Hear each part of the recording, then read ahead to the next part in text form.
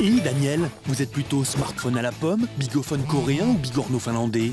C'est vrai, ça, depuis le début de cette émission, on ne vous a pas vu le consulter. Alors qu'un Français, il le regarde 27 fois par jour. Demandez donc aux bonnes gens s'ils le lâcheraient facilement. Mon téléphone, je crois que non. Pourtant, j'étais contre au début. J'étais contre le portable au début. Mais maintenant, je ne peux plus m'en passer. Je sais pas, c'est comme si on m'enlevait la main ou comme on enlevait un pied. Il va me manquer quelque chose. Réellement, il va me manquer quelque chose. C'est comme si ces machins nous rendaient prisonniers de nous-mêmes. Allez, on remonte le temps. Nous sommes en 1548. Un jeune garçon de 18 ans installé à Bordeaux pour ses études écrit un pamphlet, le discours de la servitude volontaire. Son nom, Étienne de la Boétie, qui deviendra le meilleur ami de Montaigne. Le texte n'est pas publié, mais il circule de main en main dans la ville. Pour la Boétie, un tyran n'a de pouvoir que parce que nous le voulons bien. Et à y regarder de plus près, c'est un peu le même principe aujourd'hui avec le téléphone. D'où tire-t-il tous ces yeux qui vous épient si ce n'est de vous? Comment a-t-il tant de mains pour vous frapper s'il ne vous les emprunte? A-t-il pouvoir sur vous qui ne soit de vous-même? L'addiction nous aliénerait totalement. On sait bien que c'est facile de se faire pirater. On sait bien que nos données personnelles sont stockées sur d'immenses serveurs, que tout est retenu contre nous.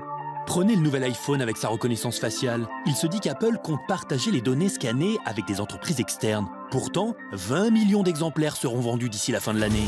En un mot, nous serions notre propre Big Brother. Pire, on sait bien que le téléphone change même nos relations sociales. Tiens, qui n'a jamais expérimenté le phubbing? Vous voyez quand on ignore une personne devant soi en consultant son téléphone plutôt que de communiquer avec elle, hein? Et puis notre persécuteur est malin. Il sait parfaitement profiter de notre passivité en jouant sur son aura. Tant d'hommes, tant de bourgs, tant de villes, tant de nations supportent quelquefois un tyran seul, non qu'ils soient contraints par une force majeure, mais parce qu'ils sont fascinés, et pour ainsi dire ensorcelés, par le seul nom d'un. Partout sur la planète, des files d'attente pour la sortie du nouveau téléphone à la pomme. Tout le monde paye pour la marque et on en est bien conscient. J'attends rien de plus que ce que je fais d'habitude avec mon téléphone en fait. La catastrophe guette, dit la Boétie, quand la tyrannie dure si longtemps que les nouvelles générations finissent par l'intégrer comme un état naturel et oublier qu'elle en est une. Eh les jeunes, combien de SMS par jour? 50 à 100 par jour. Minimum 100, je pense. 2500 par mois selon ma dernière facture. Ouais, on utilise le portable la nuit. Au lieu de dormir. Au lieu de dormir. On a besoin de surveiller notre téléphone la nuit, le matin, tout le temps.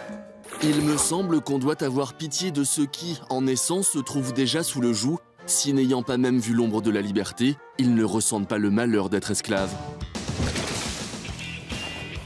Pourtant, un mouvement de libération semble possible. Vous pourriez vous délivrer si vous essayiez, même pas de vous délivrer, seulement de le vouloir. Peut-être pas la peine quand même de créer des centres de rééducation, comme ici, en Corée.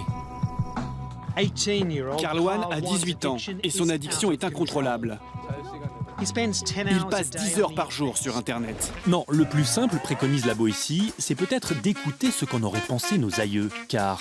Il n'est pas d'héritier qui ne porte un jour les yeux sur les registres de son père pour voir s'il jouit des mêmes droits. Et nos aïeux, justement, dès 1947, ils se foutaient bien de nous. Des postes de poche, grands comme une lampe électrique. Plus besoin d'acheter un journal, on se branchera sur l'émission d'information, ou sur l'éditorial politique, ou sur la chronique de mode, ou sur le compte-rendu sportif. Et la rue présentera un singulier spectacle. Alors, amis connectés, relisez le discours de la servitude volontaire de la Boétie.